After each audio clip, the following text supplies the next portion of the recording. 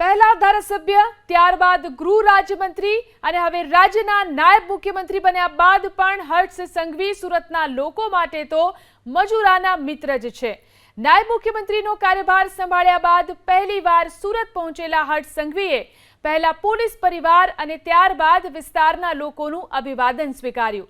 કેમ કે તેમના શિક્ષણને લઈને રાજકીય વિરોધીઓ સવાલ ઉઠાવી રહ્યા છે, ત્યારે સંઘવીએ તેમને સણસણતો જવાબ આપ્યો।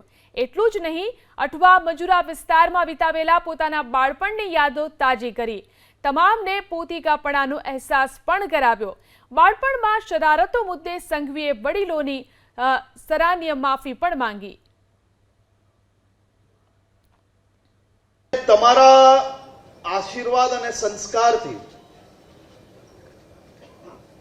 ભલે મારું ભણતર ઓછું થયું, પરંતુ તમારા સંસ્કારો થકી વધુમાં વધુ લોકોના રિઝલ્ટ કઈ રીતે લાવવા ને તે માટે સક્ષમ બનાવવા બદલ હું તમારો આભાર માનવા આવ્યો છું।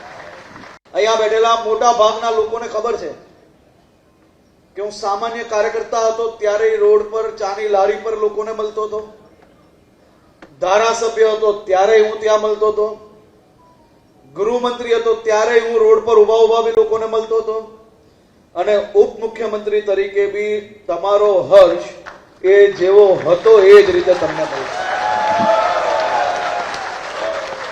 અને હું ગર્વ જોડે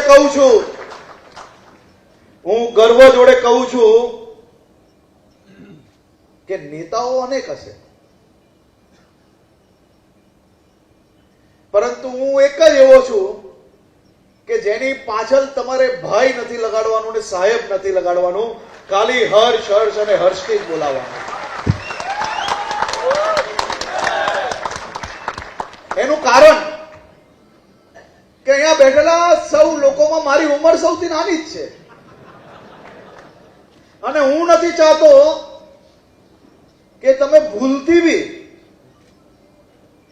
આપણા પ્રેમની વચ્ચે, પ્રેમના સંબંધની વચ્ચે, લાગણીના સંબંધની વચ્ચે કોઈ બી પ્રકારના હોદ્દાના સંબંધને વચ્ચે આવવા લો।